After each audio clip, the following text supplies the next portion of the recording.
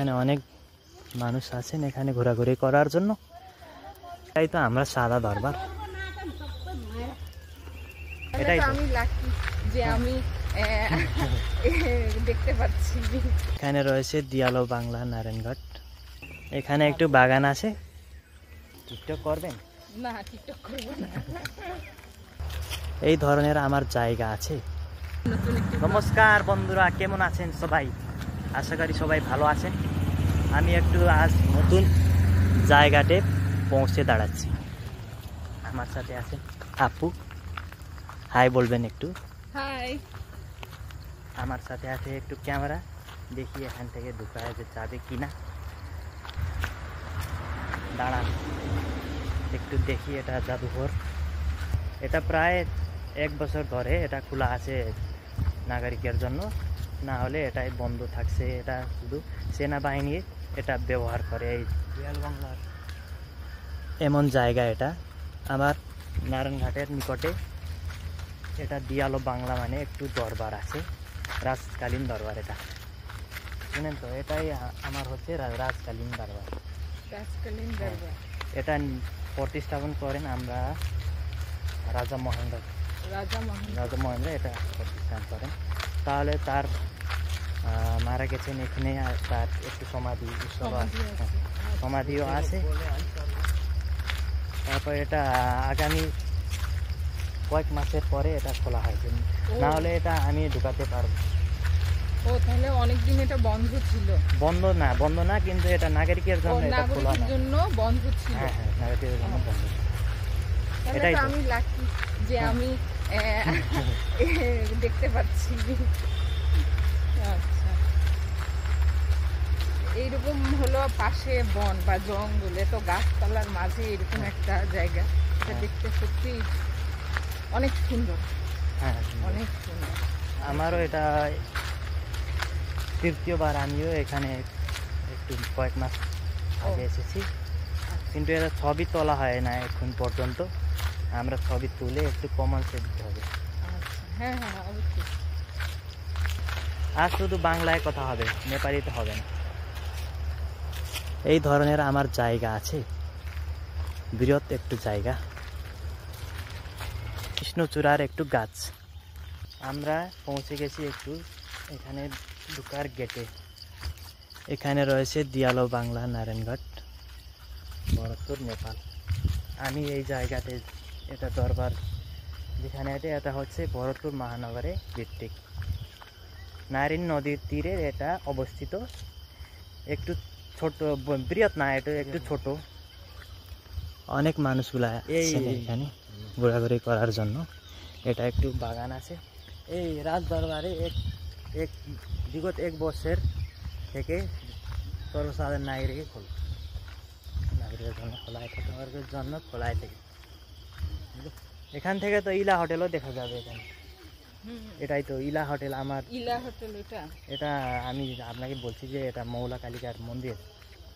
মৌলা কালিকার মন্দিরের এটা কেবল কারের নিচে কেবল কার উপরে আমরা আছে একটু নতুন হোটেল ইলা নামের একটি নতুন হোটেল। সেটা পাহাড়ের উপরে। এটা অন্যরকম, এটা বড় পাহাড় না, এটা নিচে ছোট। হ্যাঁ, এটাই তো। তাহলে আমরা পৌঁছে গেছি একটু সাদা দরবারে, নাম হচ্ছে রিডিংবার্না। এবং দরবারের এটার ভিতরে, মিউজিয়ামের ভিতরে আসলে ছবি তোলা, ভিডিও করা নিষেধ। সেই জন্য আমরা বাহিরে যতটুকু পেরেছি বা পারবো যতটুকু আমরা দেখাবো, আর ভিতরে কি কি দেখলাম সেটা আমরা ভিডিওতে আর কি জানিয়ে দিব। এটাই তো। এখানে অনেক মানুষ আছেন এখানে ঘোরাঘুরি করার জন্য। সুন্দর একটু এলাকা, একটু শান্ত। এই পাশে আছে আমরা সৈনিক কিল্লা, এখান থেকে আমরা ভিডিও করা যাবে না, এটা নিষিদ্ধ করা হয়েছে। কিন্তু এখানে আমি ভিডিও করতে পারি, ভিতরে না। ভিতরে আমরা ক্যামেরা ঢুকাইতে পারি। এটা আমরা চপ্পলও খুলতে হবে সেখানে। হ্যাঁ, ও মোজাইক করা আছে যেন নষ্ট না হয়, সে কারণে। আচ্ছা, আসুন একটু দেখাই আপনাকে। ওপাশে গিয়ে একটু ঘোরাঘুরি করে আসবো, তারপরে ভিতরে ঢুকবো। টিকটক টিকটক করবেন? না, টিকটক করবো না। দেখেন তো কি ধরনের নাচ আছে এখানে, নেপালের একটু নাচ, সবাই মানুষ করবে এই ধরনের নাচ। এটা হচ্ছে আমার, এটা মূলত এটা 2024-এর এটা ভ্রমণ বছর আছে আমার, ভরতপুর ভ্রমণ বছর, এই জন্য এটা খোলা। না হলে তো এটা শুধু বন্ধই থাকছে। মানে এটা সেনাবাহিনী দ্বারা নিয়ন্ত্রিত একটা জাদুঘর এবং এলাকাটাও, এই কারণে এটা এতদিন বন্ধ ছিল। এটাই তো, গত 1 বছর থেকে এটা জনসাধারণের জন্য উন্মুক্ত করেছে। এবং এটা বিশেষ কারণটা কি, যে 2024 বছরে এটা উন্নত করার জন্য না প্রচার করার জন্য? প্রচার করার জন্য 1 বছর থেকে এটা ওপেন করেছে। এটাই তো। এটা মূলত এটা কেন নির্মিত হয়েছে জানেন? না, এটা তো রাজা যখন রাজ দরবার তো মূলত কাঠমান্ডুতে থাকি, কাঠমান্ডুতে অবস্থিত, কিন্তু শীতকালে তো সেখানে অনেক ঠান্ডা থাকে। তাহলে শীতকালে রাজাদের এখানে, রাজা রানী এখানে আসে, তারপর এখানে 2 মাসের ধরে তার বাস করেন এখানে। আচ্ছা, মানে ওখানে ঠান্ডার বেশি, এখানে একটু ঠান্ডাটা কম বিধায় শীতকালে তারা এখানে আসে। জানালা দিয়ে রাজদের কি করবেন, সেখানে একটু বসে, একটা স্থান আছে সেখানে উনি কি করছেন, বসে তারপর কবিতা সাহিত্য কিছু আছে, এটাই উনি করেন। আচ্ছা, এটা তাহলে নারায়ণী নদীর পাশে, নারায়ণ নদীর ওখান থেকে জানালা থেকে আমরা দেখতে পারি। আচ্ছা, তাহলে এই দরবারটা, এই ভবনের পাশে নারায়ণী নদী, জানালা খুলে নারায়ণী নদীটা দেখা যাবে। এবং সেখানে একটি জায়গা আছে, যে জায়গাতে রাজা বসে কবিতা লিখতেন, গান লিখতেন এবং গাইতেন, কবিতা আবৃত্তি করতেন। এটাই তো, আমরা কি ভাষায় বলছি তার তো বুঝতে পারছেন না। এটাই তো আমরা সাদা দরবার। এখানে একটু বাগান আছে, বাগানে আমার দিদিজন আছেন সেখানে। ছবি আমরা তোলার দরকার, কিছু বেশি ছবি তোলার দরকার। এখানে আমার ক্যামেরা ঢুকাইছে না এর আগে কমেন্টসে দেওয়া হয়নি এখন পর্যন্ত। আচ্ছা, এটাই আমরা ভিতর গিয়ে তারপর আমরা আবার আমি চলে আসবো, ঠিক আছে? আমি এখানে বাইরে পৌঁছে গেছি, ভিতর থেকে আমরা একটু ঘোরাঘুরি করছি 15 মিনিটের জন্য। তাহলে ভিতরতে আমরা ক্যামেরা নিতে যাব না, তাই আমি বাইরে আসি। এখানে আমি সেখানে কি কি দেখছি এটা আমরা ব্যাখ্যা করব। আপনি বলেন তো একটু, আপনি কী কী দেখছেন, নতুন নতুন কি আপনাকে একটু জিজ্ঞেস করি, তাহলে রাজাদের জন্য ব্যবহারকে জিনিস আপনি একটু নতুন লাগছে নাকি, এটাই বলবেন।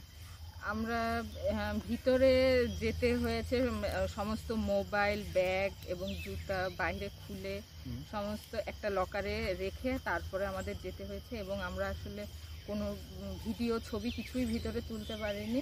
এবং এই সামনে যে ভবনটা দেখছেন, সেই ভবনটা 3 তলা। 3 তলার এই ভবন, নিচের যে রুম, নিচের ফ্লোরে আছে অতিথি এবং দের বসার জন্য, বা রাজার পরিবারের সব লোকজন যেন বসে একটু আড্ডা দিতে পারে, এই ধরনের একটা ব্যবস্থা আছে। এরপরে দোতলাতে আছে 3টা রুম, যেখানে রাজারা থাকেন, এরকম 3টা রুম আছে।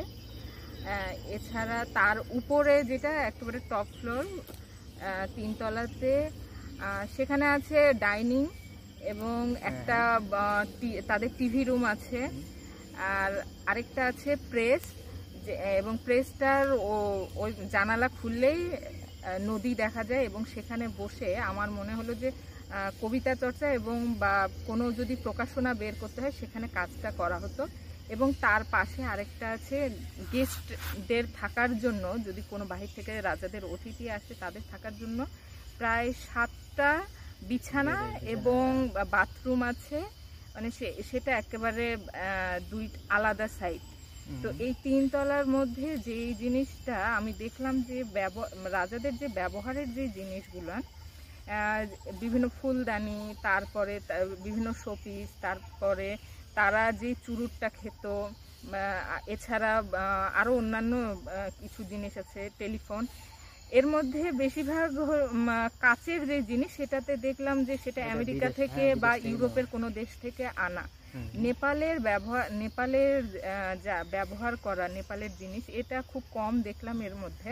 এখানে যে ফ্লোরটা দেখলাম নিচে পাথর দিয়ে করা, মোজাইক করা আছে, এবং সব দেখে খুব ভালো লেগেছে। এবং এটা আসলে গত 1 বছর থেকে জনসাধারণের জন্য উন্মুক্ত করা হয়েছে। বাংলাদেশ থেকে যারা আসেন, এই চিতোয়ানে আসেন, তারা অবশ্যই এখানে আসবেন, এটা দেখবেন। দেখে আমার যেমন ভালো লেগেছে, আপনাদেরও ভালো লাগবে।